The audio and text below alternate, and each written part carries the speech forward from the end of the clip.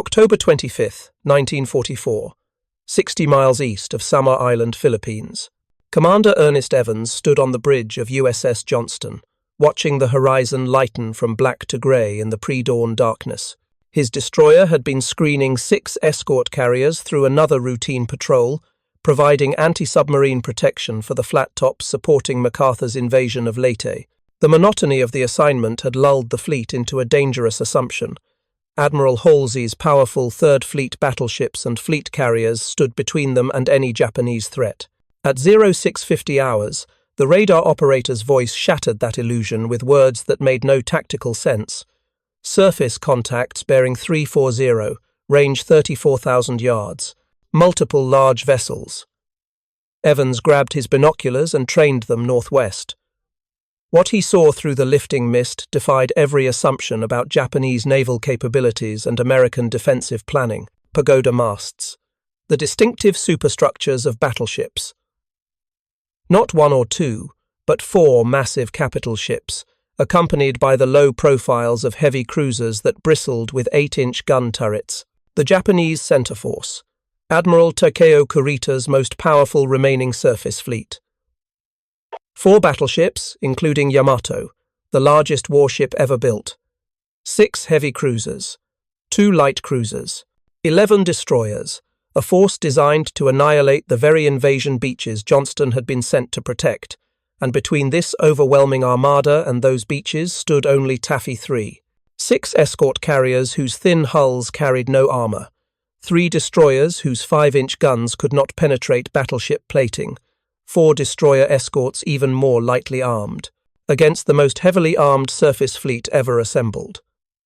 The first Japanese shells began falling at 0658, raising towering columns of water that drenched Johnston's decks with spray.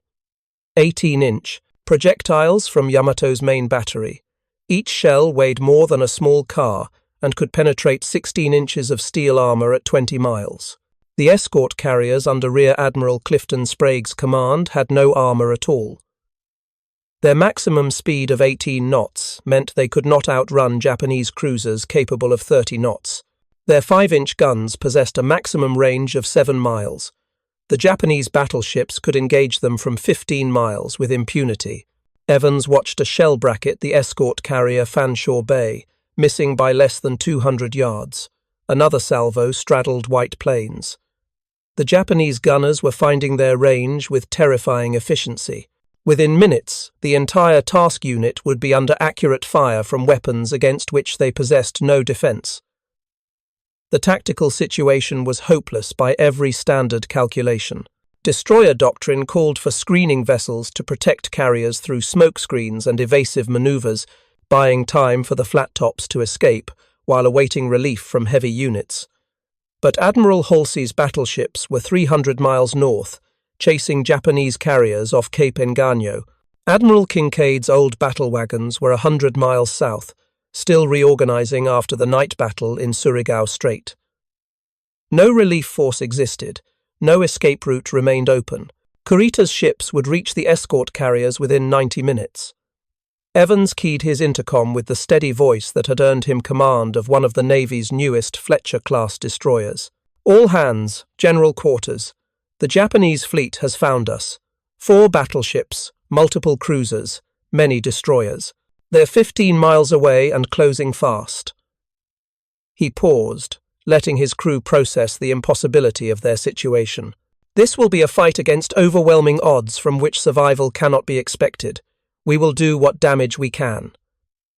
The bridge crew exchanged glances that communicated what words could not. Everyone knew the mathematics of the engagement.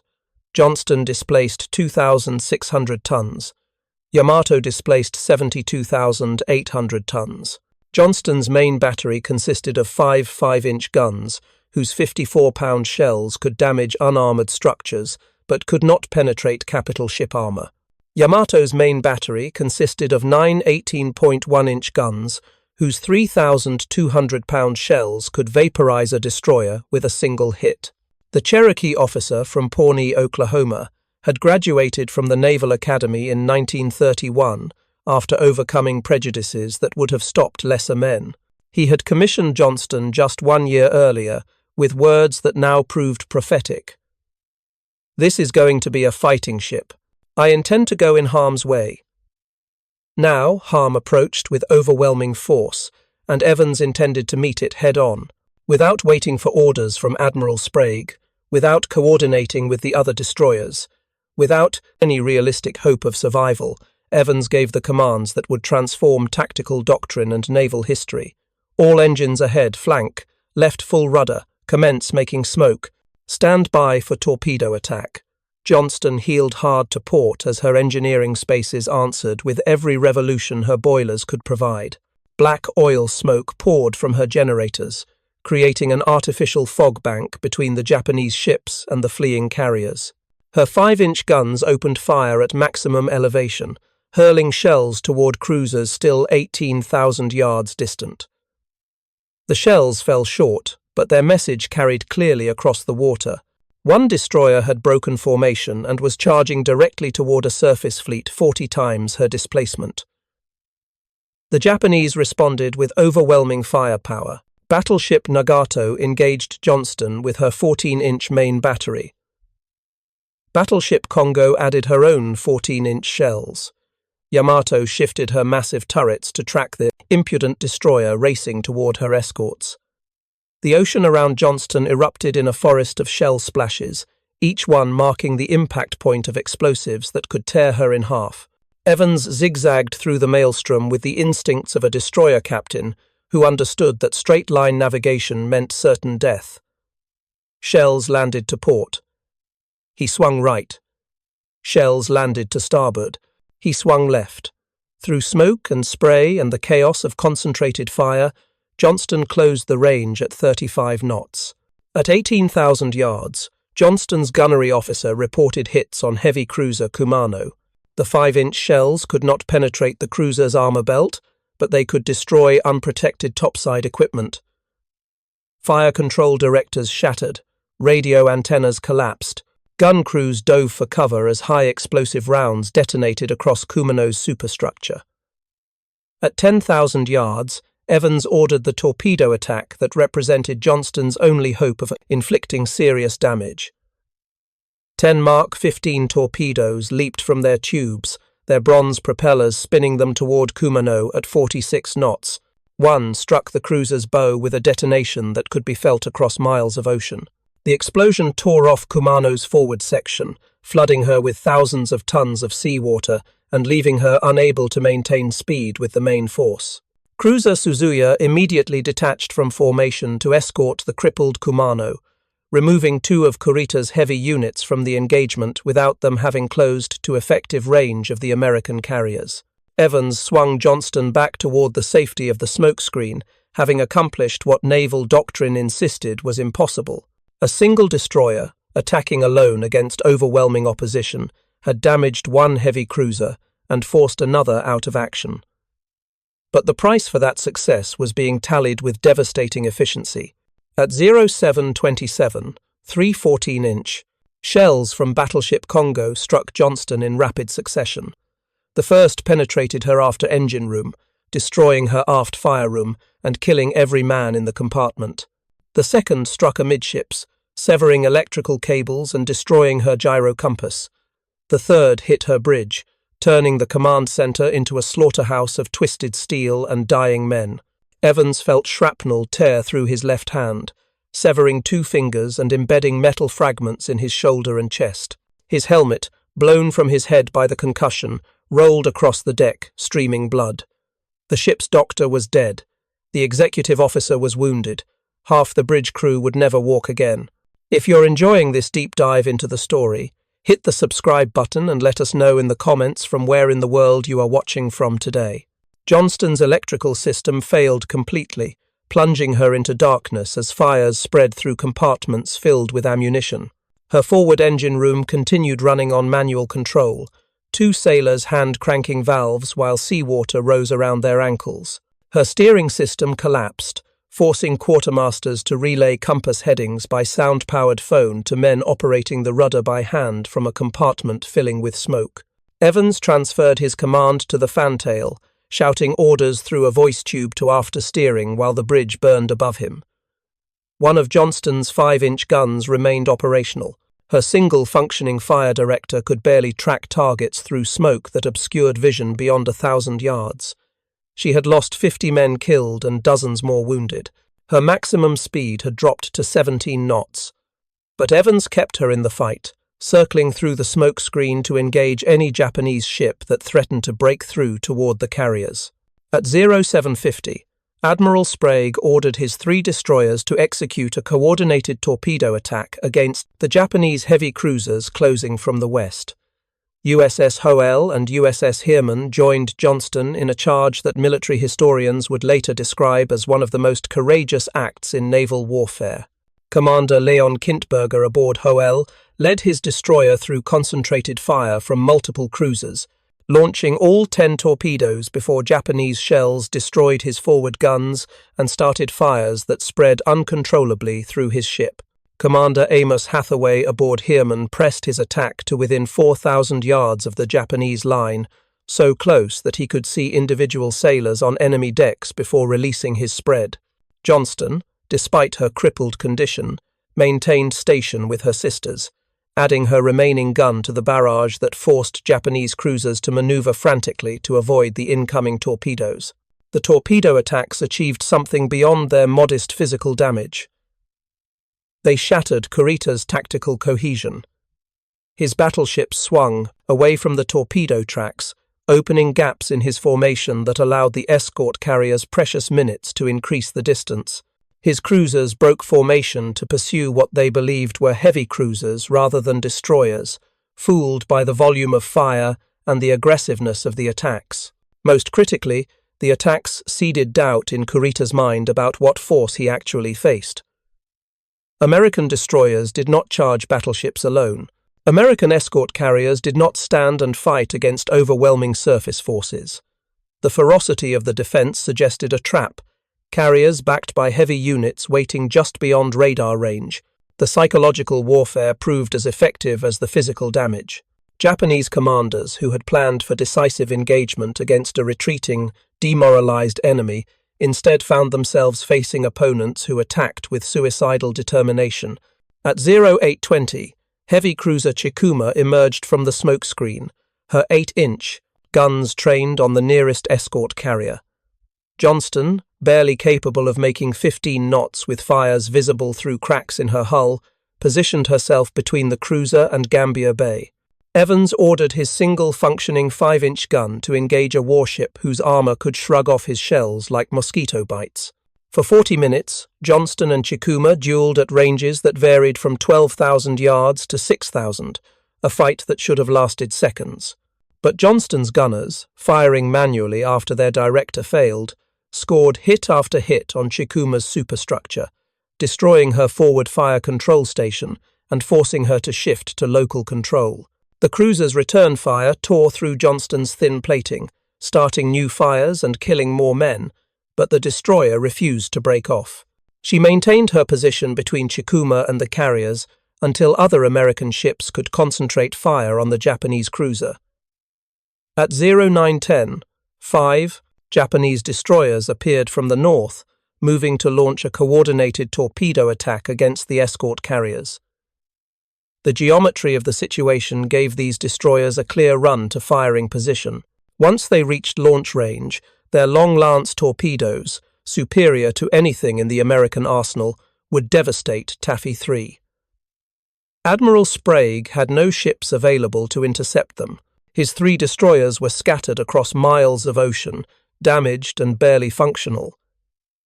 His destroyer escorts lacked the speed to reach the Japanese before they completed their attack run.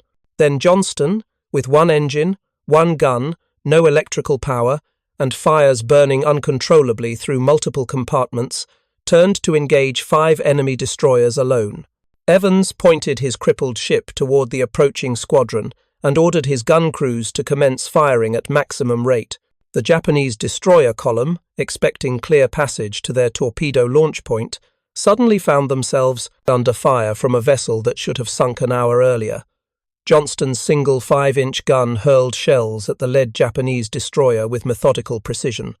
Each round had to be loaded manually, Each firing solution had to be computed by eye and experience, rather than radar or directors. But American gunners, trained to standards that Japanese crews could not match, landed hit after hit on the lead destroyer's hull. The Japanese squadron commander faced an impossible choice: continue toward the torpedo launch point while under fire from this apparently indestructible American destroyer, or engage the attacker and abandon the coordinated attack plan. He chose to fight. All 5 Japanese destroyers swung toward Johnston, their combined firepower more than sufficient to obliterate a destroyer that was already dying. But the time they spent chasing Johnston allowed the escort carriers to open the range beyond effective torpedo distance. The Japanese never reached their launch point. Their long lance torpedoes, capable of devastating damage, remained in their tubes, while Johnston absorbed the concentrated fire of 5 enemy destroyers. At 09:45, Evans stood on Johnston's fantail, watching his ship die by increments.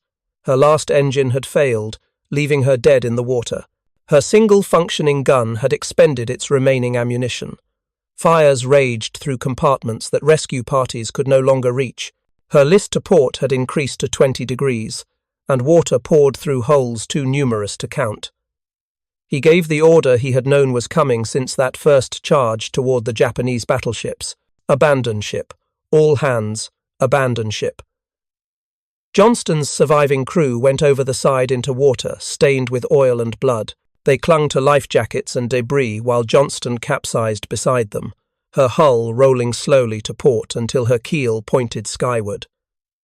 At 10:10, USS Johnston slipped beneath the surface of the Philippine Sea. She had fought for over 3 hours against the most powerful surface fleet ever assembled. She had charged battleships whose main batteries could have destroyed her from beyond visual range. She had torpedoed a heavy cruiser and forced another from action. She had positioned herself between enemy ships and the carriers she was sworn to protect. She had attacked 5 destroyers to prevent their torpedo run, and she had bought time, precious minutes that allowed Taffy 3's other defenders to coordinate their own attacks and the escort carriers to maintain the distance that meant survival. Of Johnston's crew of 327 men, 186 would never return home. Commander Ernest Evans was last seen in a life raft, wounded but alive. He was never recovered. The captain who had promised to take his ship into harm's way had kept that promise to its ultimate conclusion.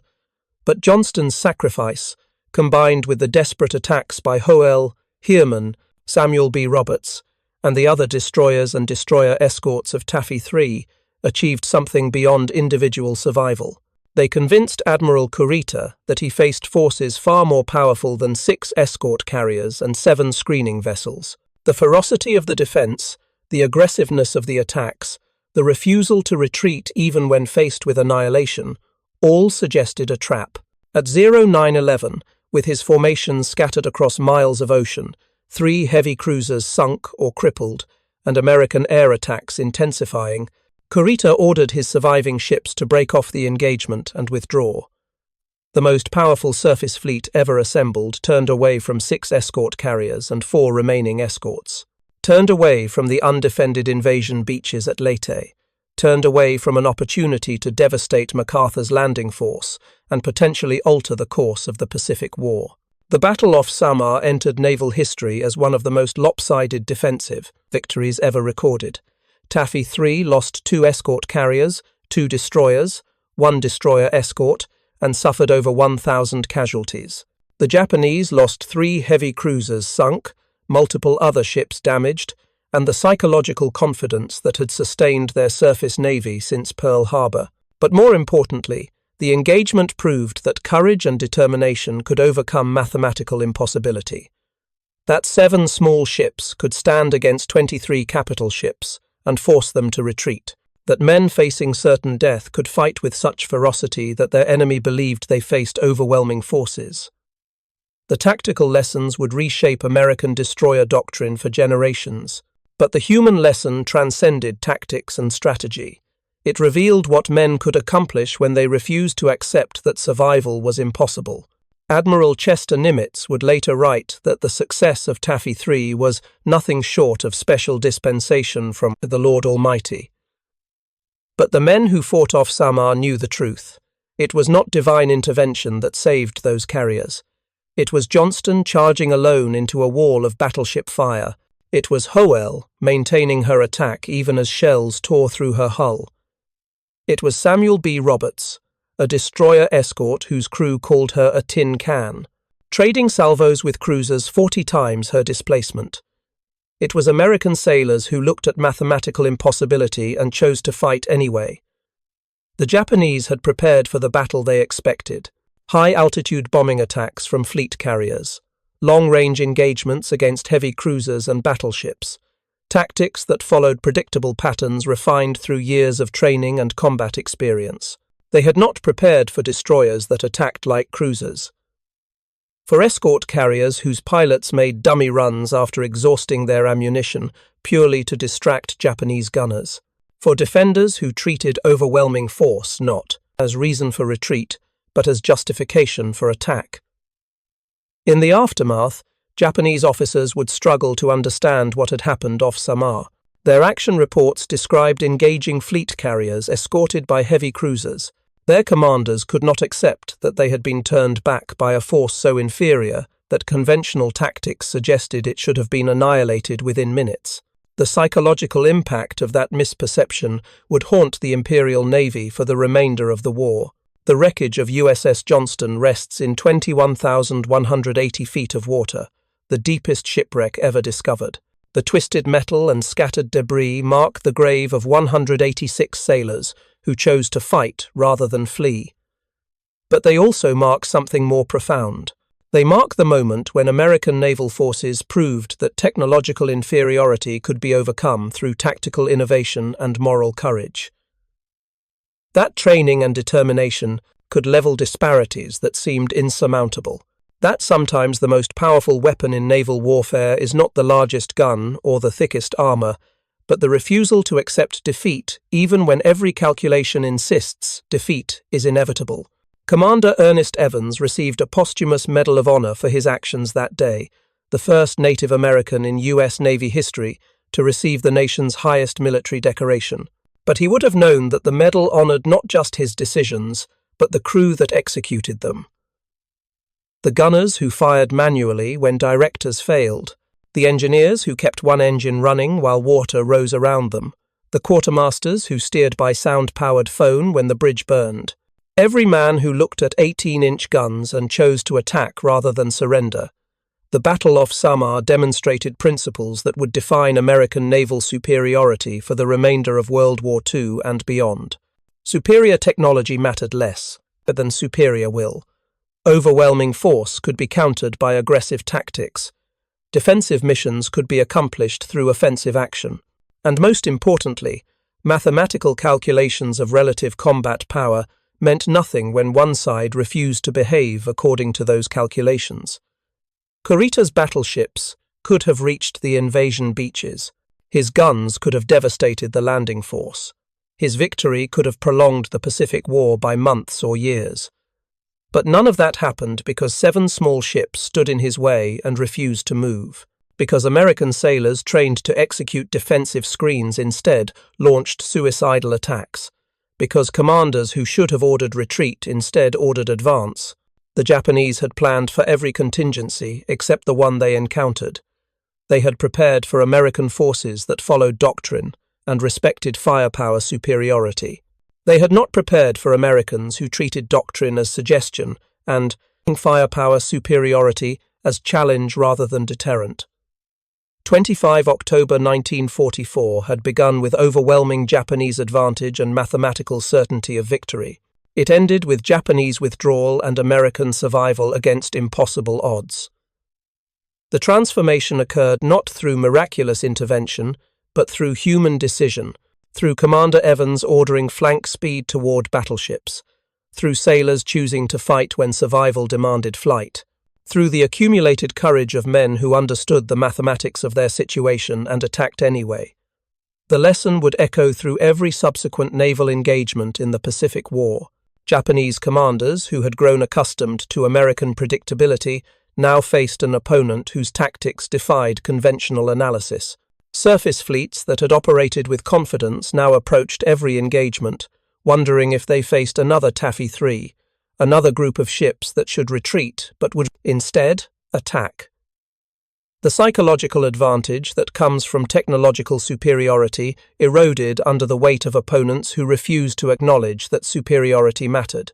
If you find this story engaging, please take a moment to subscribe and enable notifications. It helps us continue producing in-depth content like this. The weeks following the Battle off Samar brought systematic analysis of an engagement that defied every prediction. Intelligence officers at Pacific Fleet Headquarters in Pearl Harbor compiled action reports that read like fiction rather than tactical documentation. 6 escort carriers and 7 screening vessels had faced 4 battleships, 8 cruisers, and 11 destroyers. The escort carriers possessed no armor and maximum speeds of 18 knots. The destroyers carried guns that could not penetrate capital ship armor. By every mathematical model, Taffy 3 should have been annihilated within the first hour of engagement. Yet when the battle ended, Japanese had withdrawn, leaving 5 of 6 American carriers afloat and 4 of 7 escorts still combat-capable. Admiral Raymond Spruance, reading the preliminary reports, requested verification of the numbers 3 separate times. His staff had checked and rechecked. The impossible had occurred. Commander Amos Hathaway, captain of USS Heermann, submitted an after-action report that captured the essence of what had happened. The enemy possessed overwhelming superiority in numbers, firepower, armor, and speed. His tactical position was ideal. His ships were fresh and undamaged. We possessed no advantages except the conviction that retreat meant the deaths of thousands of American soldiers on Leyte. That conviction proved sufficient. The statement, stripped of drama or embellishment, identified the single factor that had altered the outcome. American sailors had fought with the knowledge that their deaths might purchase survival for others. Japanese sailors had fought believing they engaged a powerful force that might destroy them. One side accepted inevitable sacrifice. The other side calculated risks and withdrew when those risks seemed excessive. The tactical innovations that emerged from Samar would reshape destroyer doctrine throughout the Pacific Fleet. Defensive screens had traditionally positioned themselves between enemy forces and friendly units they were assigned to protect. But the screen operated as a barrier, absorbing attacks rather than launching them. Taffy 3's destroyers had inverted that doctrine, using their screening positions as launch points for aggressive attacks that disrupted enemy formations.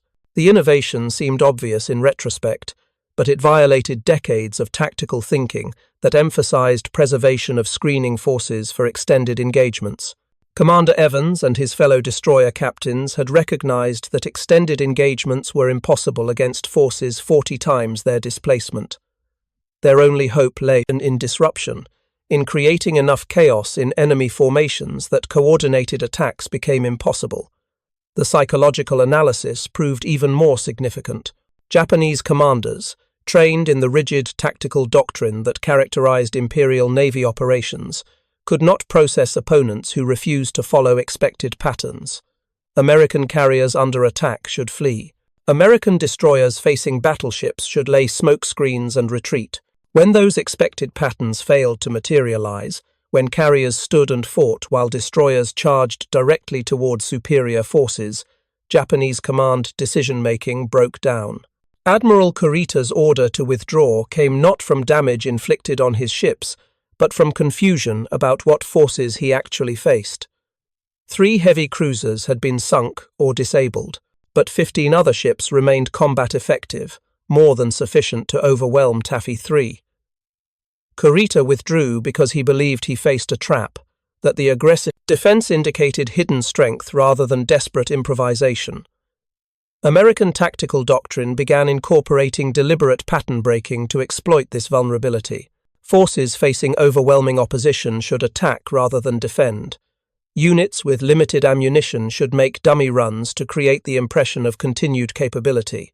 Every engagement should include elements designed to create confusion in enemy command assessment. The lessons extended beyond specific tactics to fundamental principles of naval warfare. Technology mattered. Training mattered, numbers mattered, but all of them mattered less than the will to fight when fighting seemed pointless. Kurita possessed the technology, training, and numbers to achieve overwhelming victory. He withdrew because American forces demonstrated a will to fight that suggested capabilities beyond their actual strength. The discovery validated what American planners had suspected but never proven. Japanese naval doctrine emphasized decisive engagement under favorable conditions. When conditions proved unfavorable, when opponents demonstrated unexpected strength or unconventional tactics, Japanese commanders tended toward withdrawal rather than risk valuable assets in battles whose outcomes seemed uncertain. The Imperial Navy had lost too many carriers at Midway, too many cruisers in the Solomon Islands, too many destroyers in countless night actions. Every remaining ship represented irreplaceable capability. Commanders who risked those ships in unfavorable conditions faced professional extinction regardless of outcome. American commanders operated under different constraints. Ships lost could be replaced within months by industrial capacity that dwarfed Japanese production. Aggressive tactics that cost vessels but achieved strategic objectives earned commendation rather than censure. The cultural difference created a tactical asymmetry that clever American commanders learned to exploit. If Japanese, withdrawal could be triggered by creating uncertainty about true force strength, then American forces should always attack aggressively, regardless of actual capabilities. The doctrine shift began at Samar and spread throughout the Pacific Fleet within weeks. Destroyer squadrons trained extensively on coordinated torpedo attacks against superior forces. Carrier air groups practiced dummy runs and harassment tactics for use after ammunition exhaustion. Every unit incorporated aggressive posture into defensive operations, creating constant pressure on Japanese forces to calculate whether engagement risked catastrophic losses. The human cost of Samar's lessons appeared in the casualty lists that filtered back to bases throughout the Pacific. USS Johnston lost 186 of 327 crew members. USS Hoel lost 253 of 330. USS Samuel B. Roberts lost 90 of 178.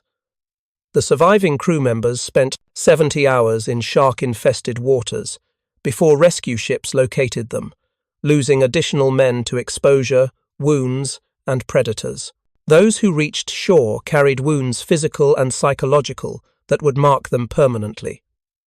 Commander Evans' Medal of Honor citation described extraordinary heroism in action against vastly superior forces, but the words could not capture what Evans and his crew had actually accomplished.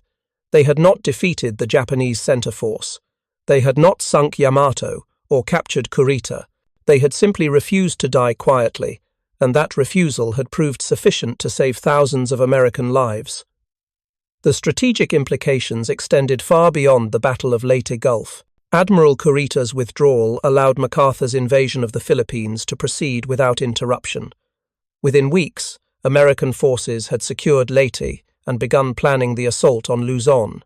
Japanese defensive options contracted as their remaining naval forces proved incapable of contesting American landings. Every subsequent operation in the Philippines campaign proceeded with the knowledge that Japanese surface forces, despite their theoretical capability, would not risk decisive engagement against opponents who demonstrated Samar's aggressive defense. The Imperial Navy had not been destroyed at Leyte Gulf.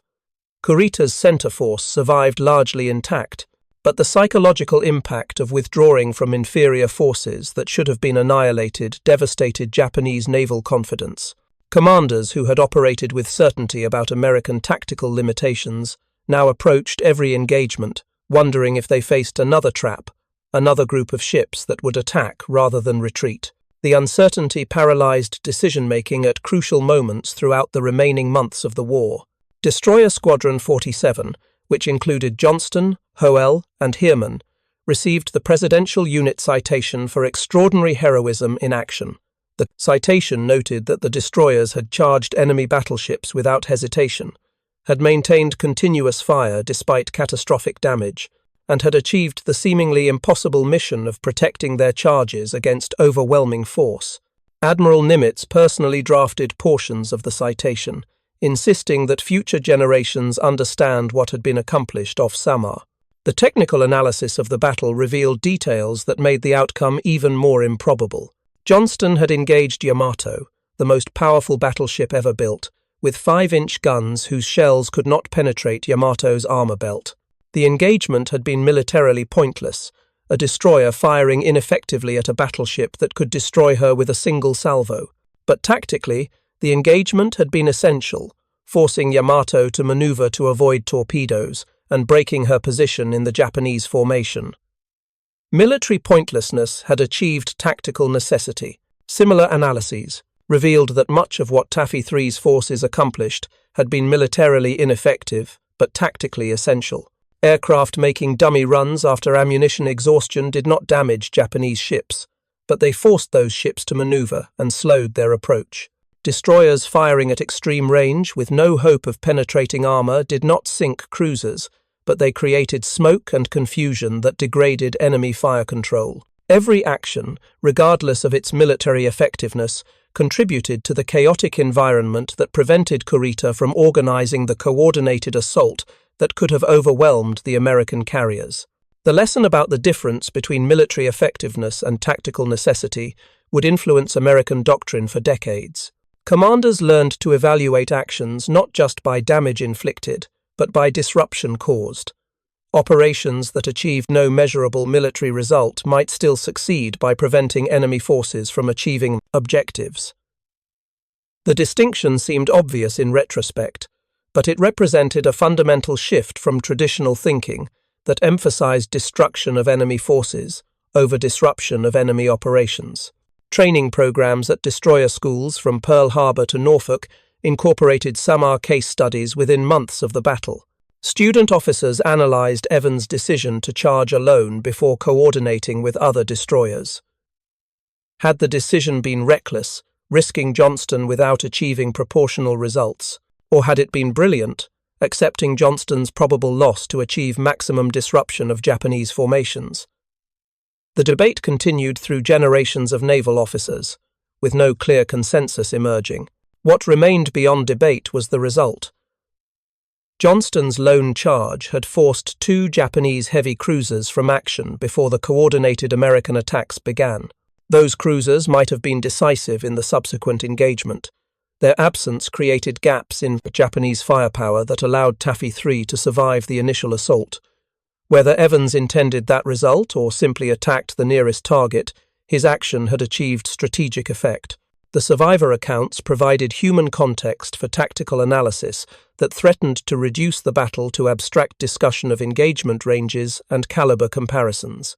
Robert Billy, a Johnston crew member who survived 70 hours in the water, described watching Japanese destroyer Yukikaze approach the survivors.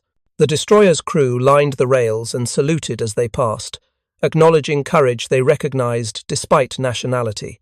The gesture, small against the backdrop of industrial warfare, revealed that individual combatants understood what had occurred, even when their commanders struggled to explain it.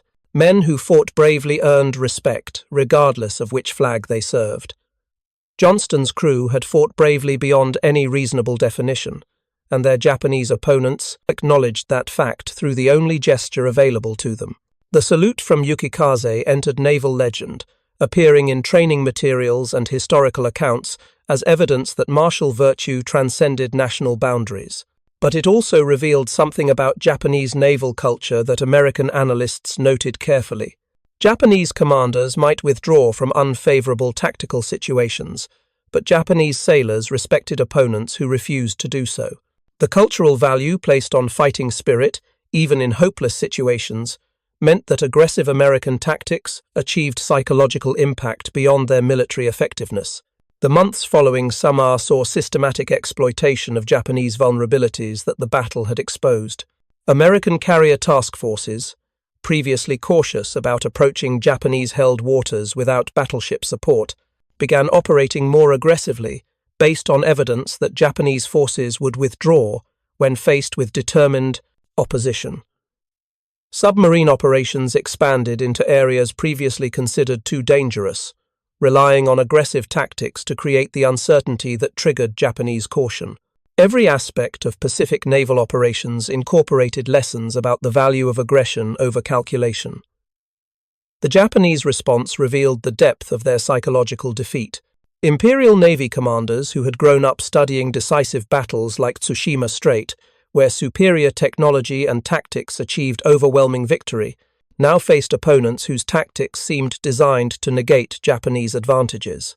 American forces refused to engage on Japanese terms, instead forcing engagements that maximized disruption while minimizing exposure to superior Japanese firepower. The doctrine shift frustrated commanders trained to seek decisive engagement and reluctant to risk forces in battles whose outcomes seemed uncertain. Admiral Kurita faced inquiry boards that questioned his withdrawal from Samar. His ships had sustained relatively minor damage. His force remained powerful enough to devastate the invasion beaches. Why had he turned away from an objective that represented Japan's last hope of disrupting American operations in the Philippines? Kurita's answers, preserved in Japanese naval archives, revealed the success of American psychological tactics. He had believed he engaged fleet carriers rather than escort carriers, heavy cruisers rather than destroyers. The volume and accuracy of American fire, combined with the aggressiveness of American tactics, suggested forces far more powerful than 6 escort carriers and 7 escorts.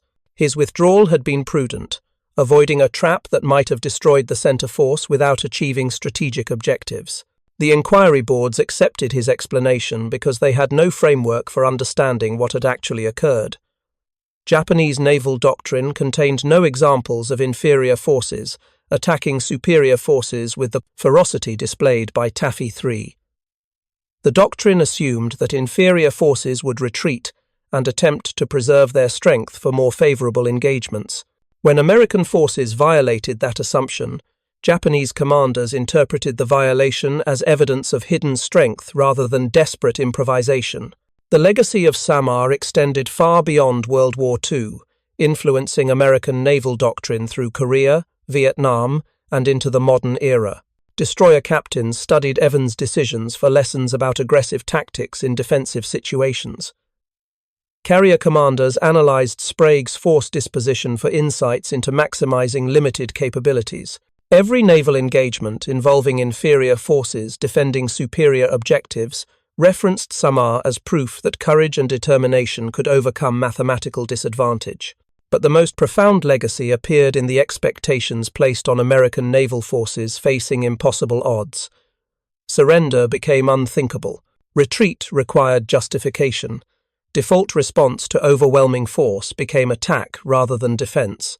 The cultural shift, born from Johnston's lone charge and Howell's dying torpedo run, created a naval service that viewed survival as subordinate to mission accomplishment.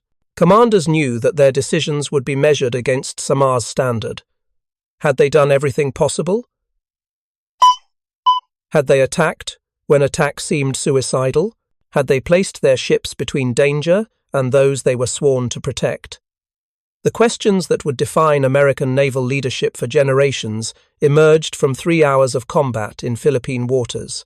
The wreckage fields off Samar tell stories that after-action reports cannot capture. Johnston's scattered debris, spread across thousands of square yards of ocean floor, marks the path of her death throes as shells tore through her hull and fires consumed her superstructure. But the debris also marks the path she took toward Japanese battleships, a path that should have ended in seconds but stretched across miles of ocean. Howell's broken hull rests in 3 sections, testimony to the catastrophic damage that finally stopped her after she had absorbed more than 40 major caliber hits. Samuel B. Roberts, the destroyer escort whose crew nicknamed her the destroyer escort that fought like a battleship, lies in water deep enough to preserve her mostly intact, a memorial to men who refused to acknowledge the limitations their ship's classification implied. The human remains that rest with those ships remind us that tactical analysis and strategic lessons emerge from individual sacrifice. 186 men from Johnston, 253 from Howell, 90 from Samuel B. Roberts, each one a person with history and future that ended in Philippine waters, each one a contributor to a victory that should have been impossible. Their sacrifice purchased survival for thousands of American soldiers on Leyte. beaches who never knew how close they came to annihilation. Purchased time for American industrial might to overwhelm Japanese defensive capacity. Purchased psychological advantage that would influence every subsequent naval engagement in the Pacific. The price they paid seems incalculable against any rational assessment of strategic value, but the results they achieved justify the payment by the only measure that matters in warfare. They accomplished their mission. They protected those they were assigned to protect, and they demonstrated that American sailors, faced with impossible odds, would choose to fight rather than surrender or retreat. Admiral Nimitz's assessment that Taffy 3's survival represented special dispensation from the Lord Almighty captured one truth about the engagement. The outcome seemed miraculous, impossible to explain through tactical analysis alone. But Nimitz's later statement revealed the deeper truth. American sailors had made their own miracles that day, through courage and determination and refusal to accept that survival was impossible. They had not waited for divine intervention. They had attacked battleships with destroyers, engaged cruisers with escort carriers, and created chaos in Japanese formations through aggressive tactics that violated every principle of self-preservation. The miracle was not that they survived. The miracle was that they fought with such ferocity that survival became possible. The Battle of Samar proved that sometimes the best defense is overwhelming offense, even when the offensive force seems pathetically inadequate. That psychological warfare can be as effective as firepower superiority. That training and determination can level disparities that seem insurmountable. And most importantly, that courage remains the most powerful weapon in any military arsenal, capable of transforming impossible missions into improbable victories.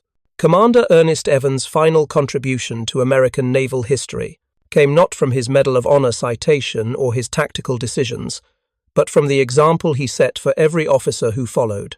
When faced with overwhelming force threatening those under his protection, he attacked without hesitation or calculation of odds. When his ship was crippled and burning, he kept her in the fight until ammunition exhausted and engines failed. When survival demanded abandoning his crew to save himself, he remained with his ship until every man who could be saved had gone over the side. The example, simple and clear, established standards that would guide American naval leadership through decades of conflict and crisis. The question asked of every commander facing impossible odds became not, "Can you win?" but, "Did you do what Evans did? Did you attack when retreat seemed rational?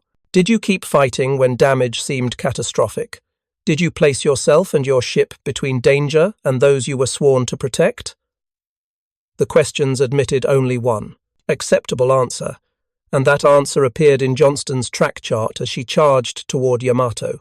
25 October 1944 began with mathematical certainty of American defeat and ended with Japanese withdrawal. The transformation occurred because American sailors refused to accept what mathematics insisted was inevitable, because destroyers attacked battleships, because wounded ships kept fighting, because men facing death chose to make that death mean something beyond individual survival. The lesson echoes through every subsequent naval engagement in American history. It appears in destroyer screens off Korea, in carrier operations off Vietnam. In modern naval doctrine that emphasizes aggressive tactics, regardless of force disparity, and it appears most clearly in the expectations placed on naval officers who inherit the legacy of Samar. When faced with impossible odds, attack. When survival seems hopeless, keep fighting. When mathematics insists defeat is inevitable, remember Johnston.